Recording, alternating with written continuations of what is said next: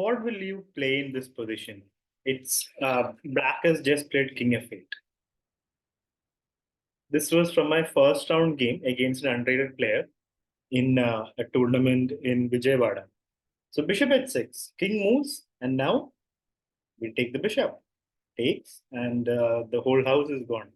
Because after king moves, just takes, and this would happen. Checkmate was going to happen next move. I mean, after king f8, bishop g7 checkmate. So that was an easy first round win. And now second round was against a 1508. My opponent has just played queen to d6. What will you do in this position if you are black? Do we take the queen? Do we move away? Do we play rook takes rook? No, that's bad. So here you got to calculate takes. I mean, takes, check. I mean, not check, pinning the knight. The rook comes back. Takes. Is that position good for black? It's definitely better than this position because here he has got the d5 control and he shouldn't have played queen d6 too early. So I went for it. All the moves in the line happens, and now the next most important, bishop to d5, controlling the only good diagonal of the board. He played a3, allowing knight c4. And now we go to he played knight b4. Here I made the mistake of going for the exchange, thinking I'm a pawn up, knight in game, it should be good. But the funny thing is, yes, pawn up, but he is about to win the pawn back. And if I played g6, still knight e7. And if I move the king, knight c8. And one of these two guys falls. I don't want one of these two guys to fall because this is my majority. My pass pawn will come from here. So I played by mistake. It was evaluation error. I went for this. And now I realize he's going to play knight c8 and win my pawn. My knight's too far, my king's too far. So what to do? I played a5. This pawn is more valuable than this. He took the pawn, king g7, knight e7, and I played knight b2, giving one more pawn. But in the process, the king becomes active. He didn't take that second pawn. He went for this, but now knight c4 and the king becomes more active. He goes back. Knight in games, just like pawn in games, you need to activate your king. And now, even if I go to b4, king c2 is there. So here there is a very simple plan by the computer, which I understood afterwards. So king b4, king c2. And now it looks like we can't go any further. We can't do anything with our knight or king. But there is something to do. King a3, preparing knight b2 and knight takes. And white has no counterplay.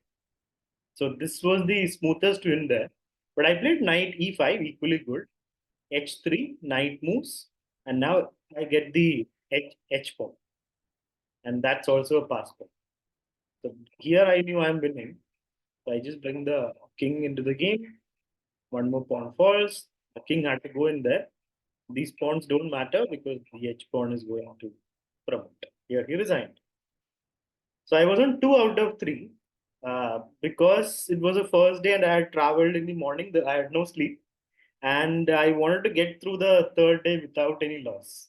I wanted it to be as smooth as possible. But it was not going to be smooth. Third round was this, a 1599 called beneath, when full attack on the king side. How to react? Now I know what I should never do, what I played in the game, g3. That's a blunder. I was expecting something like knight h5 actually. And I thought this position is, after knight h5, what was I thinking? I thought something like knight takes is possible in that case. But yeah, I completely missed he can play knight h3. Because king g4, king g2, he plays f4. And all the pieces become active. Everybody, except for this bishop and this rook. Everything. And in that position, instead of g3, I should have brought the knight back. That's what the computer would say probably. Yeah, knight back or rook b1 or bishop into f4. All these are fine. But after g3, it was complete distraction. The end is very beautiful. I mean, not great for me, but the line is very beautiful. The position f4, knight came back. In my mind, I was creating a sort of good defensive setup because now takes, rook e1, bishop g2.